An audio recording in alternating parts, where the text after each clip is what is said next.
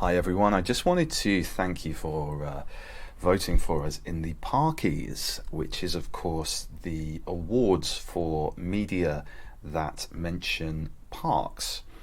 We were runners-up in the podcast category, which was won by the podcast Park Hate, where in each episode they go to a park and criticise it and its users.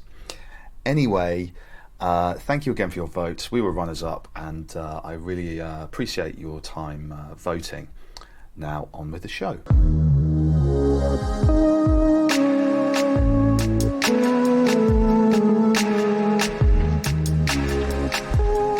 Right, I'm here for a Park Day introduction in a location which is slightly more glamorous than a park in East London. It's Griffith Park in Los Angeles, which feels more like a national park really, because there are mountains.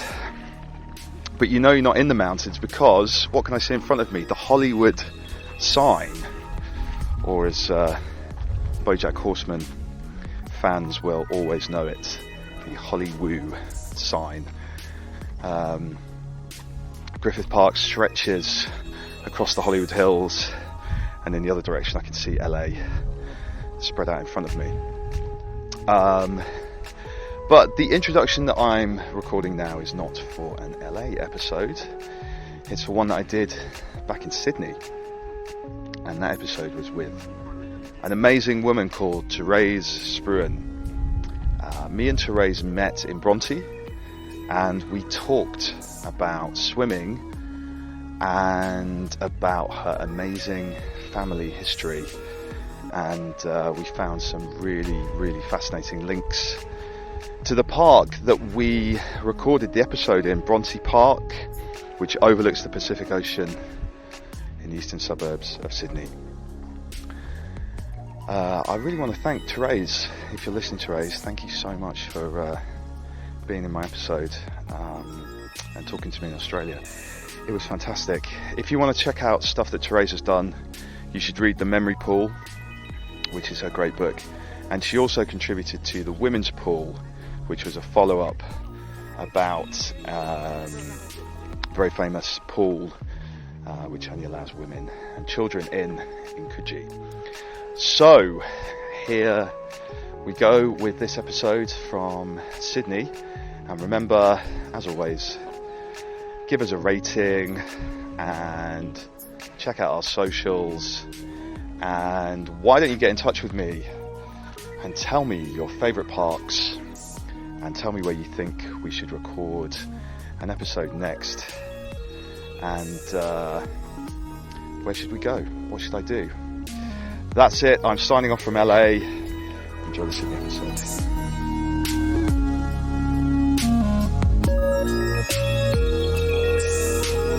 Welcome to Bronte, which is a beautiful seaside resort on the eastern edge of Sydney. We've got the Bronte Park on one side and the beach on the other, and the sun going down and waves crashing, surfers.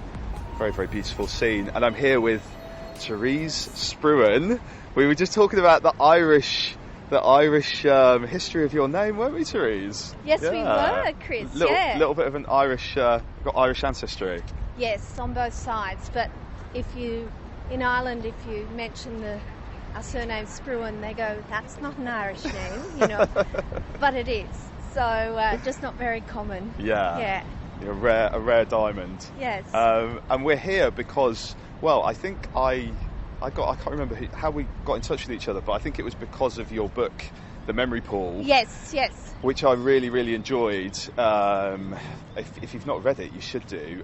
It's stories of swimming and pools in Australia, and we're both, Therese and I are both fans of swimming, fans of pools, and this is really the country where swimming is so important to the culture, isn't it? Aussies love a swim, and everyone grows up with a pool, don't they, here, Therese? It's part of everyone's upbringing. Well, I think, most do. There are some that miss out somehow. They don't. But, Yeah, I think we've got many more pools than most other countries, and lots of, the ocean pools are really special. Yeah. And I grew up on swimming at a harbour pool on the north side of Sydney.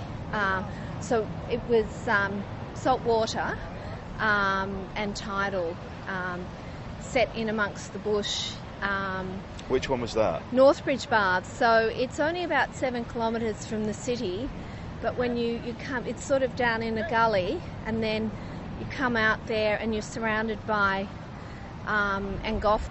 Well, actually, I think at quite a lot of the ocean pools, the structures around them were destroyed, or seats that were bolted to the ground were moved. So I think a lot of them are actually having a bit of maintenance, and I think they do clean it once a week, but this looks like a really serious clean there. It's a big clean, isn't it? They're giving it the full pressure wash treatment down there. But this pool at Bronte is honestly one of my favourites. There's something about the way it kind of sits below the cliffs, and you've got the waves kind of coming over the side, and the beach curving round. It's very beautiful, isn't it? It is. I came down here in summer when it was a sunny morning, and at sunrise, and there's this, it was extraordinarily beautiful pink and orange sky, but there's groups of people that swim there. We met a woman who swims there at 4:15 every morning. Every day? Yeah, so that she can do her laps. Does seem very early to get up. It is, isn't it? There's lots of characters that, hang around. There's a group of guys that sit outside the men's change room, and there's a sun trap there. Yeah. You could see those guys over there, some old timers just sat topless. Drinking in the sun, after the evening sun. Yes. I once asked them about skin cancer. They didn't want to know about it. They don't bother about that. And I think since the last time I came, one of the new additions to the pool here, you could just see from where we're standing here, they've got these beautiful posters of some women who I was very interested in, and I wrote about in my pool book, and now they've got a memorial. There's the memorial to Fanny Durack, Evelyn Willier, and is it Mina Wiley? Mina Wiley. Well, I'm not sure if they say her real name's Wilhelmina. Wilhelmina Wiley, yeah.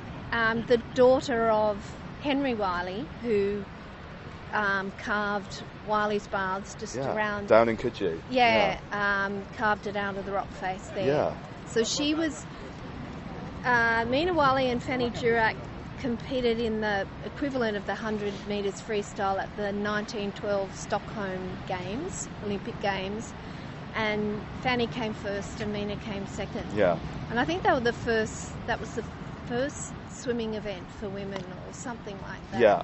I think you're right. They were really trailblazing. Yes. Back in the day. It's incredible, isn't it? I don't think it was kind of seen as a thing that ladies should do. Obviously ridiculous now thinking about it, but they were saying, well, we want to go and swim, and they did it, and they competed for Australia and did very well. I think they trained at the women's baths, which is near Wiley's at Coogee, which is just women only. It always has been. McIver's, and then, but actually, interestingly enough, my local pool in Petersham in the inner west of Sydney, just a chlorine pool, is called the Fanny Durack Aquatic Centre, because it was named, she lived up the road in Stanmore.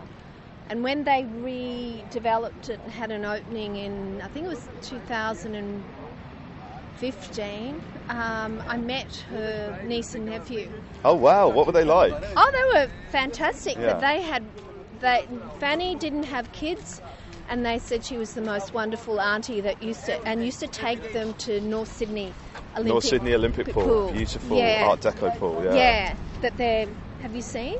They're rebuilding? Redeveloping, because I swam there. It's closed at the moment, isn't it? Yeah, it's a bit, I think it did need upgrading, but they're leaving all the 1930s facade, but everything else will be new. Oh, really? Yeah. Oh, that's sad. I went to school up the road from there, so all our swimming carnivals were held there. And so I used to spend a lot of time we sort of thought it was our pool back Yeah. then, you know. Yeah, you get very protective, don't you, Yeah. over where you swim. And Yeah. the other person celebrated here is Evelyn Willier, Yes. who I remember seeing the plaque just on the pavement that we're standing on a little bit Yes. further around the coast a few Yeah. years ago, and was reading about her and how she swam here, and she also competed for Australia, I think was it 1936 or something in the Yeah. games, and she was a champion swimmer, and then came back and taught, I think, all the children of Bronte to swim. I think she was teaching swimming here, wasn't she? Yeah, I think so. Yeah, I'm not as familiar, but there are a lot of these pools. You know, there was swimming lessons held there, and a lot of local kids. Yeah, definitely. Yeah. And it's so important to celebrate these kind of pioneering female athletes as well, isn't it? Yeah. Who maybe weren't given the due that they deserved back in the day. Yes. Maybe they just came back and they kind of went back to their normal lives, but now they'd be celebrated as kind of heroines when they came back, wouldn't they? Yeah, they would. And at Wiley's, have you seen, there's a fantastic statue or sculpture of Mina Wiley as you enter. Of course, when you go into Wiley's, yeah. And apparently they've got some of her old. But actually, that's another connection. My mother grew up in Maroubra, just south of Coogee, and they learnt to swim at Wiley's. And my auntie Mary says that Auntie Mary says they learnt from Miss Wiley. So I presume Miss Wiley must have been Mina Wiley. Wow, yeah. So she was teaching the kids how to swim. And she was connected to that pool for a long time, and she just lived up the road. So so they used to just go. I think their older brother used to drive them from Maroubra to Coogee for their swimming lessons. Wow, and that's such a common thing, isn't it, in Australian society? You kind of have this, swimming lessons, and you're playing around in the pool from a young age. Everyone's encouraged to go in the water, aren't they? Well, they are. I think I sort of look on it as sort of something that's passed down a bit more, because my husband Bruce, they didn't swim as much, you know. Oh, right, yeah. But Mum grew up at Maroubra on the beach. Her father had grown up at Bondi, and they were swimmers. They loved the water, and so wherever. So Mum spent her childhood in the water, and then when she got married and moved to the north side of Sydney, this is back in the mid-60s. We learnt to swim. When I was 4, which was quite early for that time, and so because she loves swimming, she made sure.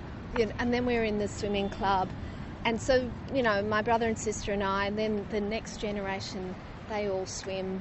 It's sort of just passed on because we love it so much. Yeah. And what kind of made you have your love for swimming, Therese? Was it from an early age, or did it take you longer to kind of? Oh no, very early age. I can't remember really not swimming, and because I think I learnt young because our parents took us. But I just loved the feel. I'm quite a physical kid. I loved swimming. I love the feel of being in the water. I love the salt water in particular. And then when we were in the swimming club, a lot of pools all have a swimming club connected, and they're not. Some are more serious than others, but it is a way that your swimming gets better from just going every Saturday morning and going in the races. And there was back then, so this is mainly the 70s. Late 60s and 70s, there was the guy that ran our pool. Like, there was no lifeguards; it was just Cole. Right. And Cole, had like leather, dark skin, and he used to walk around in his navy speedos. Just was never in a hurry, but he also taught swimming and coached swimming. And we did a couple of times in the holidays. We'd just do, a couple of weeks of squad, not too serious, But your swimming just got better from that, and so wherever I've lived, I've connected to the local pool. Yeah, so it's like a social thing as well, isn't it? Yeah, I think at different times, like when I was younger, I used to just go and do my laps a lot more, but now living in the inner west, like I walk into my local pools and I say hello, Julie, and particularly the little one at Petersham. Yeah. I go down there in the morning. I've got to know people, but there's such a mixture. A fellow who was a refugee from Vietnam who was a bus driver in Sydney, and then there's a fellow who makes harpsichords, and then a writer. All sorts of people, but that's not really your focus. You're all just there in the morning and have got to know each other. Yeah, you're doing your thing, but I completely agree with you. Yeah. Where I go normally when I'm in London for my swim every day, you see the same people and you see a variety of people. Yes. And it's oddly sociable, isn't it? There's something about being at the pool, being at the open air pool. Yeah. You end up talking to maybe people you wouldn't meet normally. Yes. And you're kind of talking in the showers, or you're talking when you're having a coffee after. Yes. And you see a different variety of people, older people and kids, and all sorts of variety, and very sociable kind of place, isn't it? They are, and I think if you go frequently, you sort of start to belong to those places, and they're part of your day-to-day life. You do see it down here too. See the same kind of people. See the same people. Yeah. And there's that social element as well. We just stood in front of the Surf Lifesaving Club here in Bronte, and most beaches in Australia have this Surf Lifesaving Club, which is another kind of social thing, isn't it? You see like the kids kind of doing their activities where they're like learning how to life save. The Nippers Club is so cute when you see them, isn't it? Doing their little races.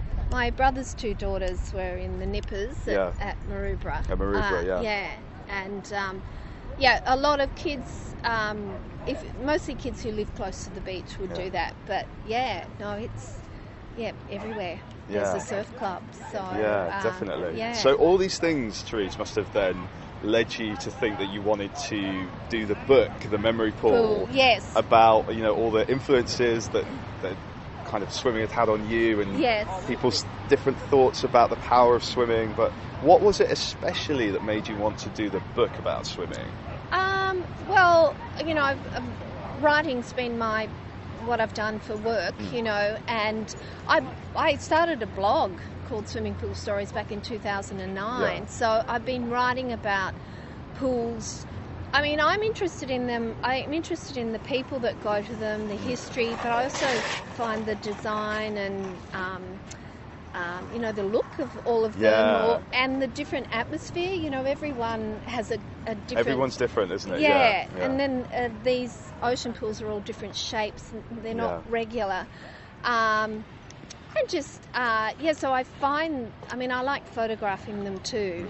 So I find them really fascinating, but I also found that often you would go to the pool and you'd have some random conversation with someone about something interesting, like one day some woman was telling me how she taught Serbian folk dancing, or all sorts of things. I'd go home and go, you should have heard what I found out today, But I think I really want to write The Memory Pool and write from the point of view of childhood memories, because I think that's where it started. Like Northridge Bars was one of the key places in my childhood, and it'll always be my favourite pool because of that. And I knew I wasn't the only one that felt that. So I, once you have an idea, then you start hearing, of course, hearing someone talk about a pool.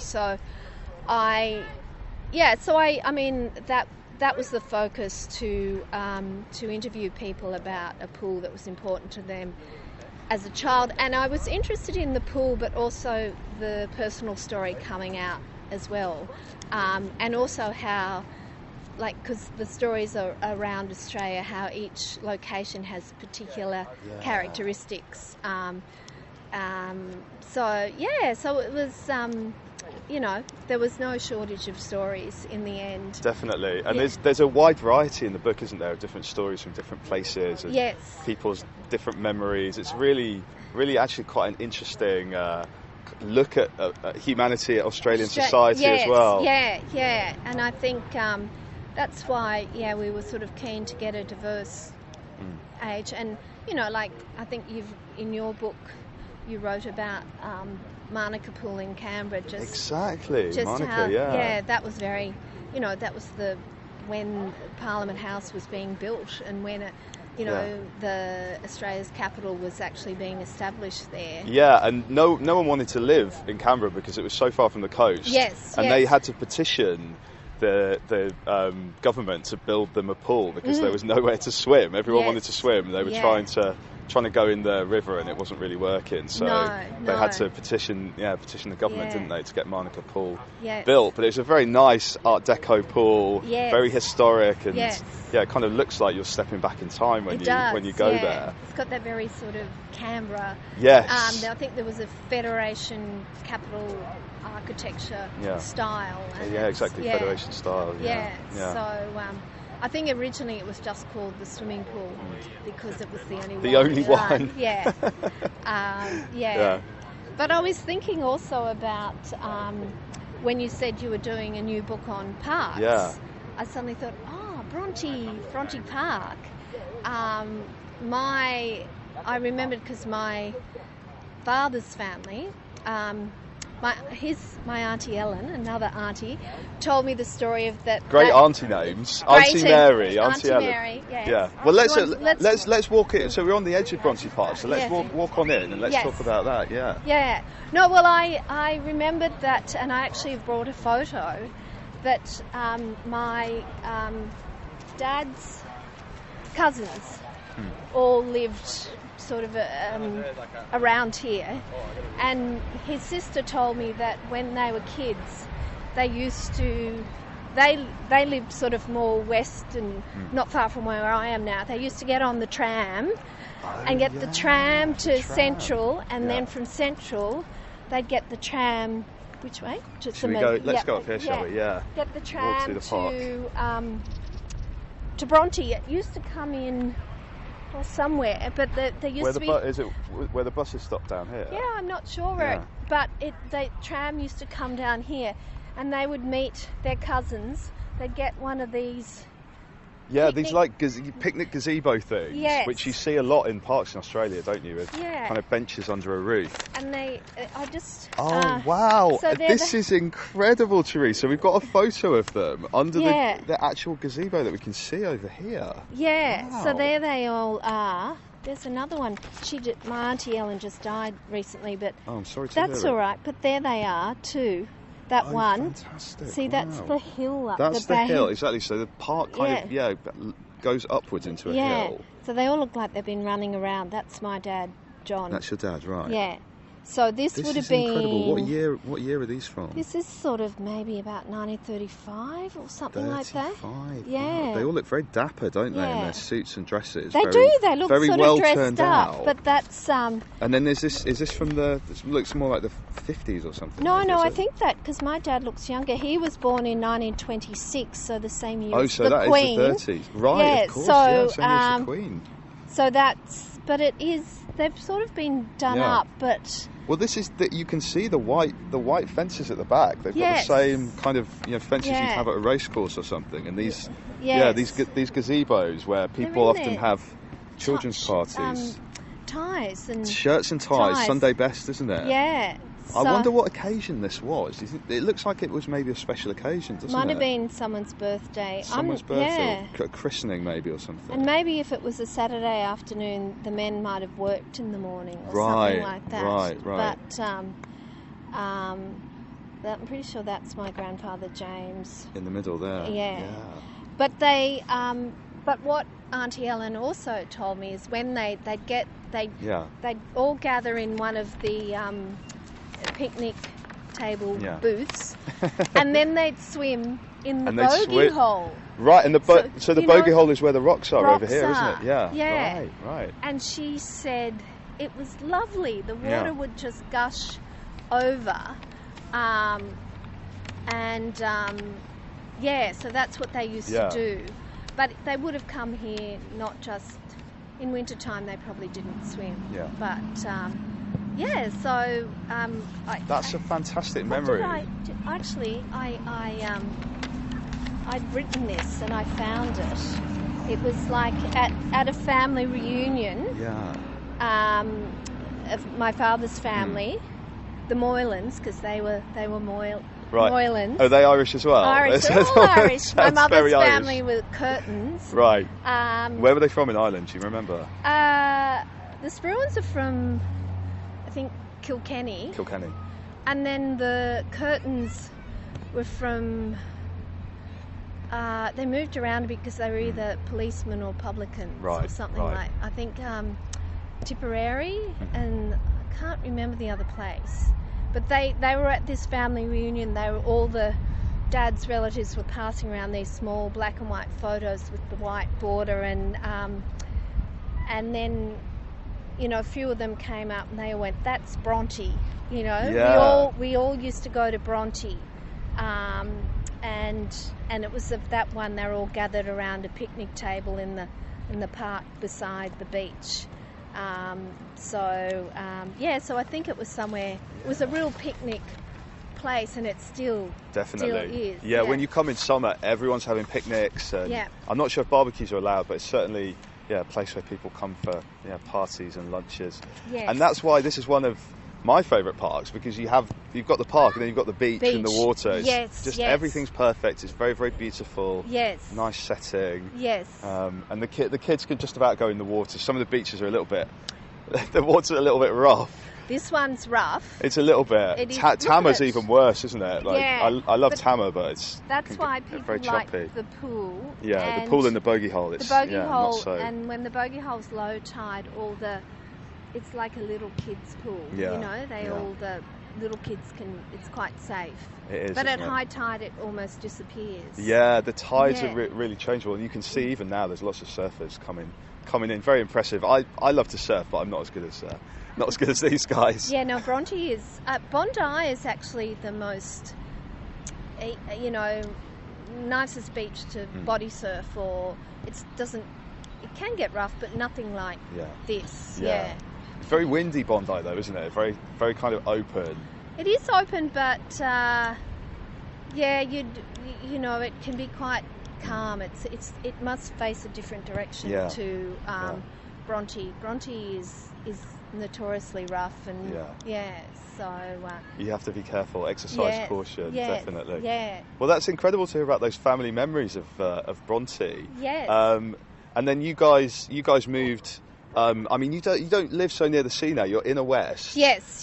But I mean that means that it's good to have those pools, because you're not so near the sea. Obviously, there's lots of pools, and actually a lot of them are in parks in Sydney, aren't there? Like, well, the one Prince Alfred, Prince and there's Alfred, a few others, isn't there, in the parks? one I swim in Petersham is in Petersham Park. Is in Petersham Park, right? Yeah. So the parks and pools kind of go together, don't they? They do, and they're not like when you're swimming at Petersham, you're just looking at all the beautiful trees in the park. Yeah. You know, I'll have to check that one out. Yeah, it's a seasonal one. It's closed. Oh, is it closed at the moment? Yeah. But it's not a serious swimmers pool. It's just a pretty chilled place. Yeah, everything has a different. Well, we were talking about that. Different vibes, different pools. Yes. And I don't know about you, Therese. I always pronounce his name wrong, so correct me if I'm wrong. But Christos Tsiolkas. Yes. I think he's a great writer, one of my favourite Australian writers. Yes. And he writes a lot about swimming as well, doesn't he? And he does. Barracuda and The Slap, which is one of my favourite Australian novels. It's a lot about swimming and his sort of formative homosexual experiences in the pool as well. Yes. Very interesting how he writes about swimming, isn't it? Yeah, and I think he's really, because he grew up in a sort of migrant working class family, he has a thing about backyard pools. He likes more of the, thinks they're very elitist, you know. I think I tried to get him for my book, because he does have a strong connection with swimming and pools, and has an interesting take on how they formed him too. So, he had a lot of personal experiences there. Well, they had, I don't know if you saw it, but they had the Australian Pavilion at the Venice Architecture Biennale. Went. Yes, right. So I loved it too. So what were your tell people about what it was and what you thought about it. Well, I was involved in it in a small way. Were it was, you? Yeah, Amazing. more with the book that was produced. Yeah. It was Australia's exhibition at the 2016 Venice Architecture Biennale. Was called The Pool, and it was sort of exploring the pool in Australian culture and Australian life. But they built a pool in the pavilion. They did. It was fantastic. I remember paddling around. Yes, you could take your shoes off and go for a paddle. Yeah. So the two architects, Isabel Tolland and Amelia Holiday, they worked with Michelle Tabet, who's an urban planner, and they found my blog and they were looking for a sort of... They got in touch with you? Some contributions to the book, because they produced a fantastic book, and then they had a sort of broadsheet that people could pick up. But it sort of it was also sound. You could sit and listen to Ian Thorpe or Shane Gould. And I think there was also was it Anna Funder maybe? Anna Funder, who's another writer who I really rate, and I think Christos as well maybe did a section. They were all talking about their impression. Paul Kelly, there was lots of different writers kind of talking about. Yeah, there does seem to be that connection with creative people and swimming and water, because Shane Gould, she's just recently completed her PhD on the culture of swimming in Australia. Oh, that's something that I need to read. Yeah, well, she's and she did 2 master's degrees. One was on sort of art and swimming, I think, too. So she's a high achiever, Shane. And then she did Survivor too. Oh, right. Won it. Oh, right. Yes. Wow. Yeah. So very talented. Yes, she is, but very down to earth too. So. But that was a great exhibition, wasn't it? A great kind of showcase of what it means to be Australian in different ways. I thought they really nailed that. They did, and it was very atmospheric, just sort of sitting there, dangling your feet in the pool. Very pleasant. No, it was good. No, well, I think I was saying to you before that we were talking about me living sort of away from the sea, but I was saying that during we had 2 lockdowns last year, and all our local pools closed, and so we could go 10 kilometres, and Wiley's Baths was 10 kilometres. So my niece who lives in Coogee, we started going, and I swim all year round in our local pools that are heated. They're outdoors but heated, but I'd never really been swimming in the sea all year round. But I got a taste for it, and actually we had a bad summer, but we had a lovely winter. We had beautiful sunshine in winter, and they had this policy of swim and go. So you just, you couldn't hang around and sit in the sun, and because it was winter, not too many people came. And the surprising thing about Wiley's, it's 50 yards apparently, but the surprising thing is that, you don't normally crash in. There's no lanes, but you don't crash into other swimmers. You have to look up, you know. But it became just this wonderful thing to do. And it is a bit euphoric swimming in cold water. For sure, you get that buzz off it, don't you? Yeah. Once I remember you have to wear a cap. And I remember, I often used to have to do a couple of laps with my head up, and then I'd get going.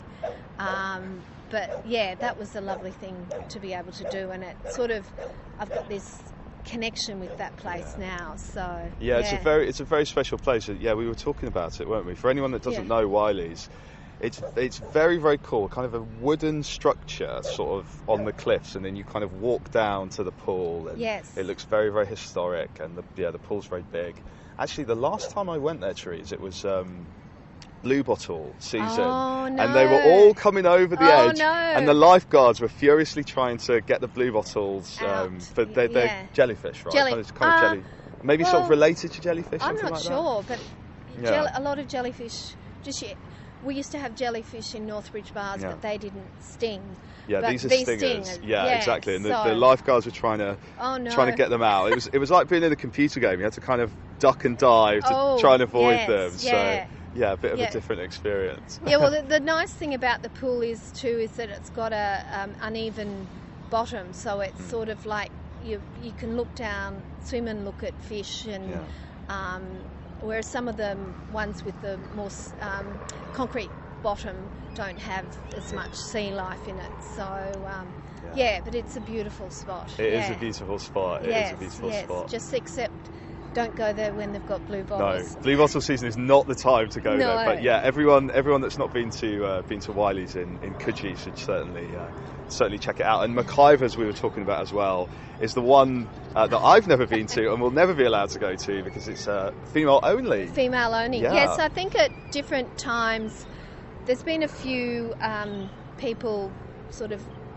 trying to get it sort of not just for women, but I think now they've realised, look, there's 4 ocean pools in Coogee, and just to have one is absolutely fine. And it is quite a beautiful place. There was a book released about it last year called The Women's Pool. Yes, I saw that book. Yeah. So I had a very short piece in there, but you do sometimes feel like you sort of cocooned in that pool.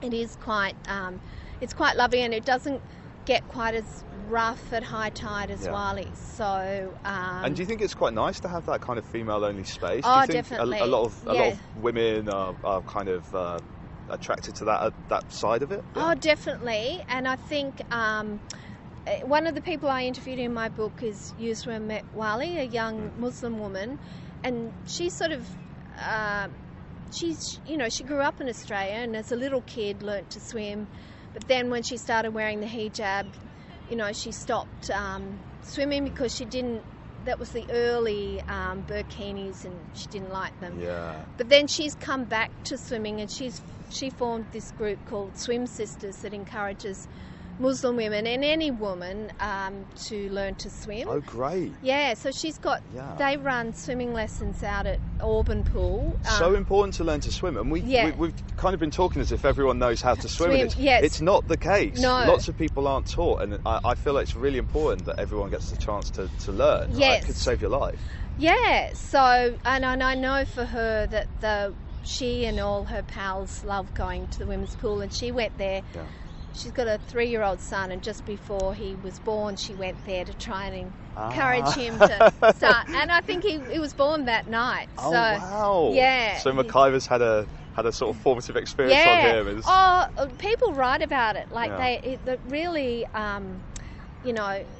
has a sort of powerful effect on a lot of people that go there, because it is quite a beautiful, beautiful place. Yeah. But I think coming back to swimming lessons, I think back in my father's day, you were lucky if you did learn.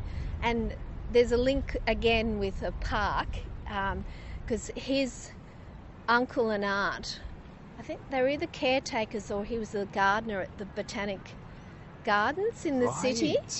Where Andrew Boyd Charlton. Yes, yeah. And whether it might have been, it was either the Botanic Gardens or the Domain, but we've got a beautiful, they lived in it's a little stone cottage that's still beautiful. There. Yeah. And when Dad was 10, he went in from his home in Campsie, which is sort of inner west now, but was western suburbs, and stayed with them for a week to learn to swim at Boyd Charlton Pool when it was a tidal pool. That was a tidal pool, wasn't it? Yeah. But he used to, because we always thought Dad was a terrible swimmer, and we used to say, tell us about your swimming lessons. And he'd go, well, the teacher would say, okay, jump in, Sonny, and get to there. So I'd jump in and thrash about and eventually get to there. But he said after a week of the lessons, he went to a new school and they were having a swimming carnival, and he thought, oh, I'll go in this.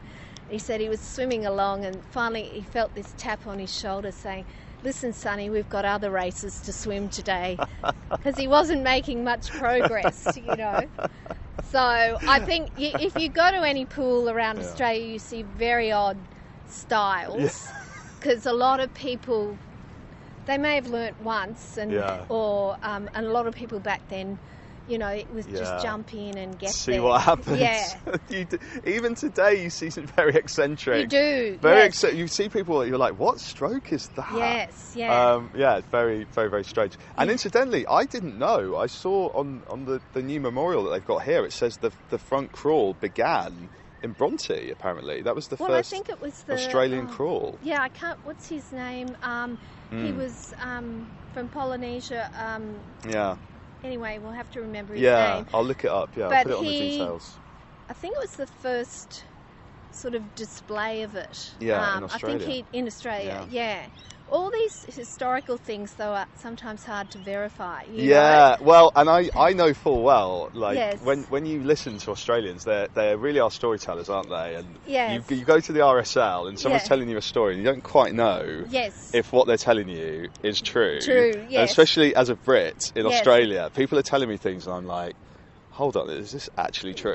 Yes. you never really know. People like get a pint in them and then they're off, aren't they? Yes, So they're pulling your leg. pulling your leg half the time. So Yes. have to be You're careful not of getting that. too cold there, Chris. It's the sun is going down. It is getting a little bit cold, and I am dressed You wanna for pop something dressed for my on? swim. Yeah, and I think saying that as well, I probably should put a t-shirt on, Yeah. and I think we'll probably wrap this up. Yes. But before we do, Therese, I've Yeah. brought you a little gift which I thought you might like. So let me get this out. This is as a thank you for coming to talk to me, because we've been sort of talking a little bit before, haven't we? When Yes. I've been in England and you've been in Yes. Australia. So I've always enjoyed. So I've got you this. So Oh, wow. So I've always wanted one of these, Chris. it's a beach towel with Bondi icebergs. Bondi icebergs Bondi on it. Yeah. icebergs on it. It's Yeah. a beautiful towel. Even there, have you been to Bondi I icebergs? have. I have been to That icebergs. is the scene there. Yeah. It's very, everyone takes their Insta photo when they've been to Bondi there. Yeah. So. And there's still a lot of old guys sitting around Exactly. getting sunburnt. Yeah. Yes. Well, in return, mine is nowhere near. Have you brought me some? This is my favourite part of the podcast. I think we should do this in every episode. I have to find where they're not. It's nowhere near as impressive, but I sort of collect postcards of pools Oh, and great. I thought I found this is the diving tower at the Canberra Oh, Olympic pool. wow. And That's beautiful. that was built in the about 52, I Yeah. think. And it actually by the architect was this. I think his first name's John Sulman, and so he became a very well-known architect in Australia.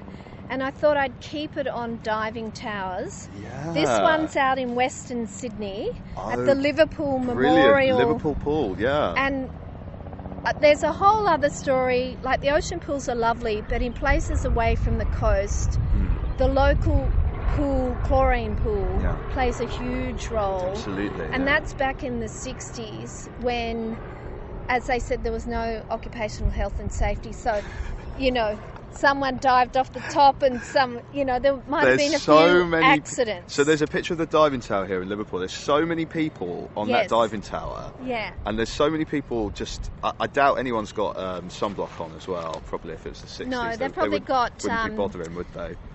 What they used to wear, coconut oil. Coconut oil. Cook you, wouldn't it? Yes. Oh, I love these. Thank you so much, Therese. These all are right. beautiful. The Canberra one looks so nice. Yeah. And that Liverpool one as well. They're going to go... It's not... Liverpool one is RIP. It's gone. Oh, that one's gone. But is the Canberra one still around? Yes, but Amazing. I think it needs... Yeah, it's still around, that one. I'm not sure whether TLC. whether the diving... it's still operational. I'm pretty sure it is, yeah. Amazing. These are going to go up in my kitchen, pride of place. Beautiful. Thank you so much, Therese. And thank you, Chris. It's been lovely to meet you. I'm so glad. Yeah, it's strange, isn't it? We've been corresponding. We finally met, and it's been lovely to talk. And it's so great to hear your stories. I can't believe we've seen, the photo of this actual place where your family were in Bronte Park all those years ago. And I heard all those stories and those memories. It's been fantastic. Thank you so much, Therese. I really appreciate it. Thank you, Chris. Thank you. It's a pleasure.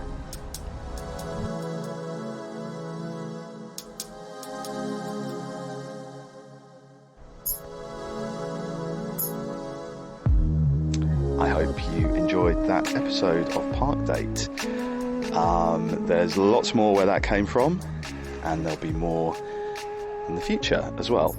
If you enjoyed it, please leave a review, good or bad, make them funny. I'll be reading out the best ones, and there'll be a prize for the one that makes me laugh the most.